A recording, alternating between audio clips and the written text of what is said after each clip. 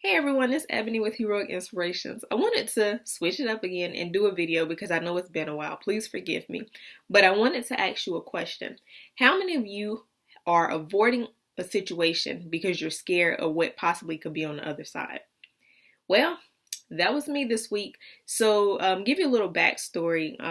Mia last year was diagnosed with asthma. She had to be admitted into the emergency room because she couldn't breathe. Her oxygen levels were too low, and she was struggling. Like it was so sad, and it just broke my heart because it made me think, okay, am I doing something wrong as a parent? Did I fail her as a mother? But anytime the weather changes, symptoms start to show up. So symptoms of a common cold. But anyone who has asthma knows that a common cold can turn into something horrible in an instant.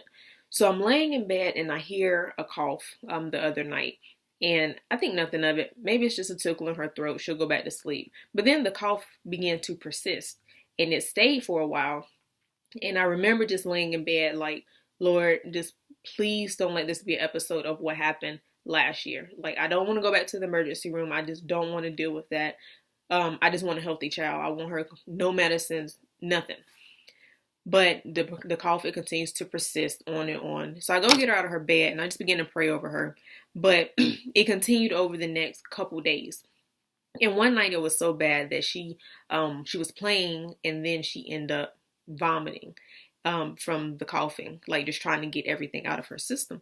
And I remember, like, okay, enough is enough. Let me call the nurse. And she's telling me, hey, she's reassuring me, hey, you're doing everything you're supposed to do. But if the cough does not stop or she can't breathe, she's wheezing or whatever, take her to the ER.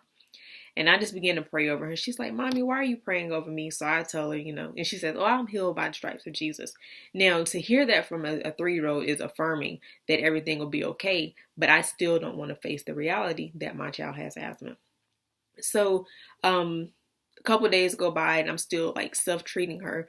And I remember just thinking, okay, enough is enough. Ebony, you have to face it. It's not about you.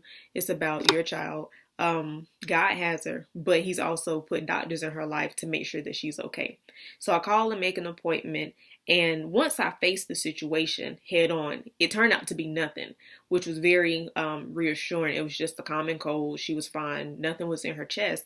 But it just was a reminder for me of how many times in life I have overlooked something or I just chose not to deal with it because I was scared of what's on the other side. So this week, I just want to encourage you guys to go out and whatever it is that you have been avoiding, to actually go and face it.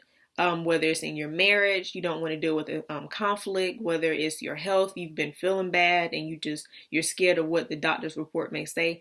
Well, I encourage you to go and just actually face it, because the only way you know that everything's okay is to go and face it. The only way you can get the help that you need if everything isn't okay is just to face it so you can get the help that you need. So this week, I just encourage you guys to face whatever it is that you have been avoiding for such a long time. Just know that in the midst of it, God is with you. He's walking beside you. He's holding your hand and he's giving you the tools that you need for the process that's ahead of you. So whether it's something big, something small, just know that you can handle it, you can face it. But the first step is you have to get up and go face whatever it is that you've been avoiding.